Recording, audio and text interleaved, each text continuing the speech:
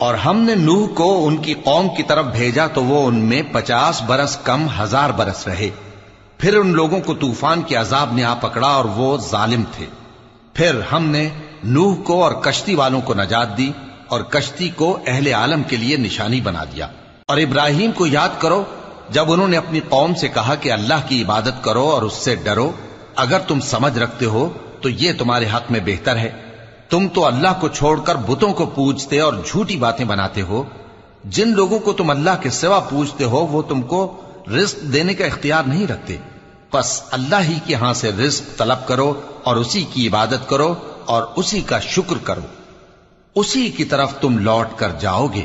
اور اگر تم جھٹلاتے ہو تو تم سے پہلے بھی امتیں اپنے پیغمبروں کی تکذیب کر چکی ہیں اور پیغمبر کے ذمے کھول کر سنا دینے کے سوا اور کچھ نہیں. کیا انہوں نے نہیں دیکھا کہ اللہ کس طرح خلقت کو پہلی بار